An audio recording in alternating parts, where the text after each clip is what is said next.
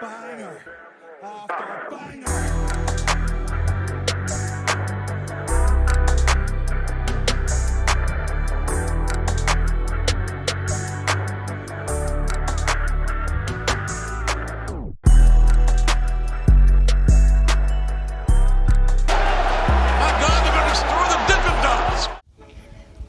Okay, so a little bit change in the format for this week's episode of Dynamite.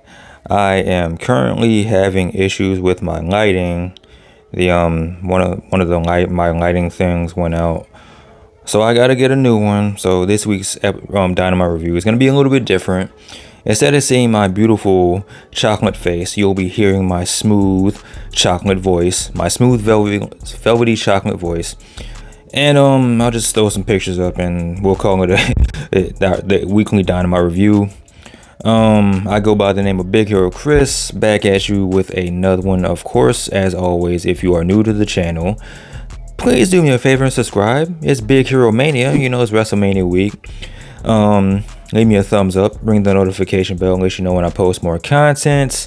I promise you I have good quality content. It's just a little technical difficulty, but you guys are not here to hear me complain about my technical difficulties. You are here to hear me complain about this week's episode of Dynamite. This week's episode of Dynamite, it was all right. It wasn't anything special. It wasn't anything spectacular. It wasn't as good as the past couple weeks episode of Dynamite were. There were some cool moments. There were some cool moments on this show. But overall, the whole vibe was, it wasn't anything spectacular. It wasn't anything over the moon. It wasn't really anything to write home about.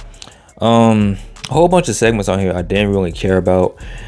The whole Elite saga is important. What's going on with the Blackpool Combat Club is important. The return of Adam Cole was important. Everything else on this show was just there. Nothing really special. It started off with a match. It didn't start off with Orange Cassidy this week. It started off with Jungle Boy taking on Matt Hardy. Why this match is happening, I'm not entirely sure, but it happened and Jungle Boy won. Ethan Page kept interfering in the match on the behalf of Matt Hardy, so Hook came out.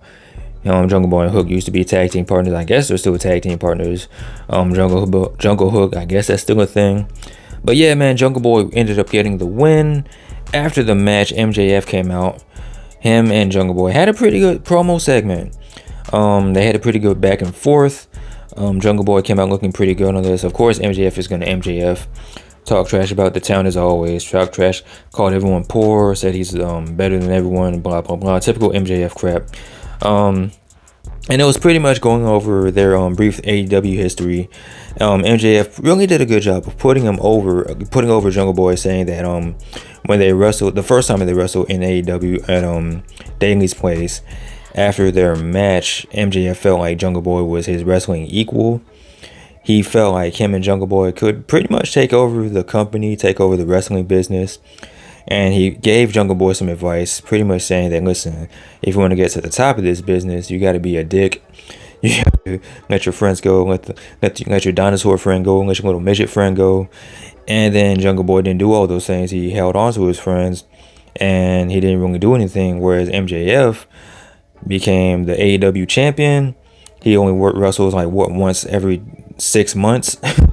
He's a top star, or one of the top stars in the company, while Jungle Boy is just Jungle Boy. So yeah, Jungle Boy pretty much called him a dick. He called him a piece of shit. The whole crowd chanted piece of shit. So yeah. Also, while the match with Jungle Boy and Matt Hardy was happening, they cut to the backstage area where you saw Sammy Guevara and what's that boy's name? Darby Allin. Just watching the match, watching what was going on, you know, watching from that funny wrestling angle that they normally do. Yeah, so that was a pretty good segment. I'm pretty sure this is still setting up the fatal four-way between the Pillars, MJF, Jungle Boy, and MJF, Jungle Boy, Darby Allin, and Sammy Guevara.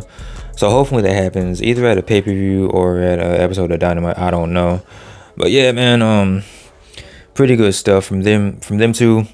We cut backstage to Don Callis talking to Kenny Omega, trying to explain himself, trying to explain what happened between him and Hangman Adam Page last week, saying that, oh man, it was an accident, I lost my balance and I fell and blah blah blah. I don't know if Kenny believed him or not, but you know, it is what it is. Next up, we had a pre-tape segment between the Acclaimed and 2.0. 2.0 was pretty much trying to get the Acclaimed to join the Jericho Appreciation Society. I don't know if it's gonna work or not. They went on roller coaster rides. They took him to a hockey game. They took him out on a nice date. So, and the Acclaim said that, listen, give us till next week to make our decision as to whether we're gonna join or not.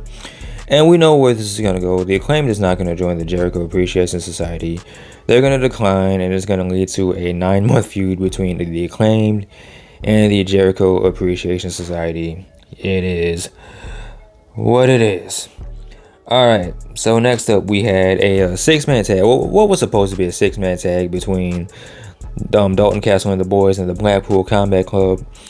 And during the boys' entrance, the Blackpool Combat Club came out of nowhere and just beat these boys up. It was a glorified squash match. I mean, it was pretty much a massacre, a quick match. Blackpool Combat Club get in, beat up the boys, get out. So yeah, it is what it is. There was a backstage segment between Hangman Adam Page explaining what was going on with the Elite. I believe he said that Nick Jackson has a separated shoulder while Matt has a partially torn triceps, I think. So there's no real telling as to how long the Young Bucks will be out of action, but you know, speedy recovery to the boys, to the Jacksons, to Generation Me. And as Hangman is talking, you see Don Callis. He shows up out of nowhere. He tries to explain his side of the story. And as this is happening, the Blackpool Combat Club beat up Hangman again. And the funny part about this was, you see Don Callis with his hand out, like he was trying to shake their hand. And John Michaels said, nah. He took Don Callis' sunglasses off and punched him in the face. That was pretty funny. And then you see Claudio with Don Callis' glasses on. Pretty funny visual right there. So now what was supposed to happen with Don Callis? He was supposed to come out with Kenny Omega and accompany him to the ring for his match against Jeff Cobb, but that's clearly not going to happen. So now you have for the IWGP United States Championship, you have Kenny Omega versus Jeff Cobb, and this moment broke Twitter. It had the internet marking out because Kenny Omega came out to his New Japan theme, Devil Sky. Pretty cool theme. The only thing I was missing was Kenny Omega coming out with a broom, doing the little broom dance. If you follow New Japan, you know what I'm talking about when he was with the Bullet Club. That always pops me. This was a pretty good match between Jeff Cobb and Kenny. For all the people saying where's the story, look, there's a story there. Look, just watch the show, pay attention. They gave us a little bit of a backstory as to what's going on with these two. So if you're still complaining about what's the story, then I have nothing for you. I have no sympathy for you because it's right there. At this point, you're just choosing not to pay attention to the product. So it is what it is. But the real story was what happened after the match. So Kenny Omega beat Jeff Cobb with the One-Wing Angel, a move that nobody kicks out of. And then the hardest working ass beaters in professional wrestling, the Blackpool Combat Club, come out again and proceed to put the beats to Kenny Omega. And then we get the return of Bryan Danielson. Bryan Danielson comes out, he makes a save, or what we're thinking is he makes a save. He's kind of going in on the Blackpool Combat Club saying, hey, what are you guys doing? Don't do this. And then he goes to help up Kenny Omega. Kenny Omega is a little hesitant to trust this man, obviously, because Bryan Danielson is still with the Blackpool Combat Club. And this was made evident by the fact that that Bryan Danielson hit Kenny Omega with the Busaiku knee, and then they started beating up Kenny Omega again. And then security's coming out, the officials are coming out trying to save Kenny Omega, trying to help this boy out. That's not working. Bryan Danielson has Kenny Omega locked in the bell lock. As he's doing this, he's yelling at Kenny Omega, "You're what's wrong with professional wrestling. You're the problem, blah, blah, blah." So yeah, man. So now we're getting a little bit more context as to why the Blackpool Combat Club is doing what they're doing. It looks like they're trying to send a message. It looks like they're just going after the elite because they feel like this is what's wrong with pro wrestling right now. And next week we're gonna hear from the Blackpool Combat Club as to why they're doing what they're doing. Why are you beating up the elite? Why are you beating up the Arden Castle and the boys? Why? We're gonna get an explanation next week. So that was pretty cool. We got a legit Bryan Danielson heel turn. And I don't know why people were surprised because this man always comes out of the heel tunnel. So you already know what time it was when Bryan Danielson came out. So it is what it is. Speaking of it is what it is, we have our weekly Orange Cassidy title defense match. And he's defending the international title. And my whole thing is, if this is the international title, why is this man only fighting people from America? I'm not saying he's only fighting people from America, but his last few ops were from America. Whether it's the Butcher or Jeff Jarrett or Jay Lethal or me or you, it's Americans. Not saying he's only fighting Americans, but I thought this was supposed to be an international title where people from all over the world can fight for this title. But whatever. Orange Cassidy wins. Who cares? I like Orange Cassidy, but at this point, who cares, man? You already know what it is. Whatever.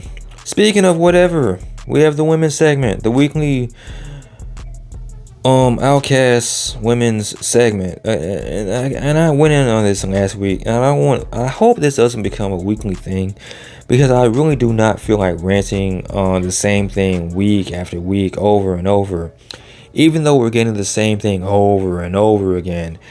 This week is Willow Nightingale fighting Ruby Soho, and they're coming out with, and Ruby came out with the Outcast. Willow came out by herself, so you already know what time it is. There's outside interference. Ruby Soho wins.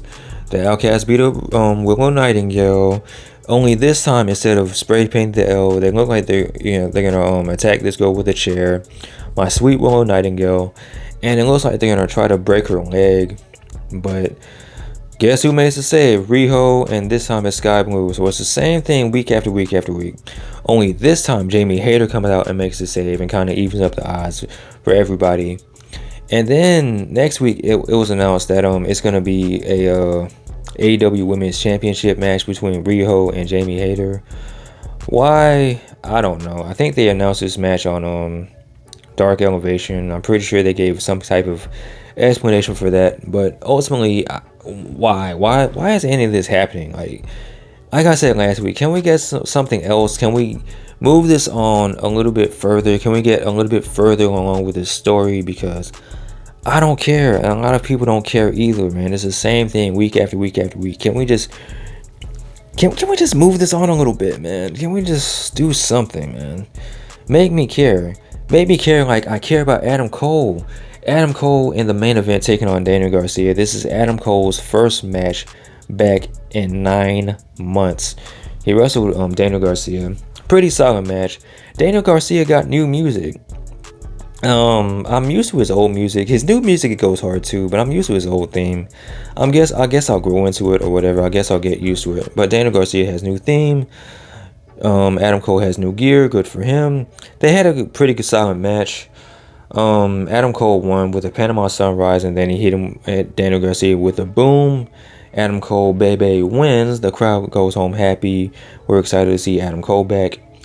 After the match, Britt Baker comes out, Adam Cole's real life girlfriend, and like I said, this is really set up for the AEW All Access show, because they're kissing. There's confetti and pyro, and everyone's happy. And then the thing that I'm worried about happened. Chris Jericho comes out, his music hits, and I'm watching this and I automatically go, no, because I don't want this, man. I don't want Adam Cole versus Chris Jericho, because we already know how this is gonna go, man. It's gonna be an extra long feud that we don't care about. Nobody's gonna care about this match in 6 months while this is still going on. We're constantly asking, why is this happening? The only thing about this was Chris Jericho comes out to help out Daniel Garcia. He takes Daniel Garcia to the back, and there's no real interaction with Adam Cole, but you can tell that there's something cooking up, because as they're walking up the ramp, Chris Jericho keeps stopping and kind of looking out of his peripheral, his side vision at Adam Cole. So you already know what this is leading towards. I don't care about. I'll be patient, I'll be kind, and give this a chance. But I'm gonna be honest, I do not care.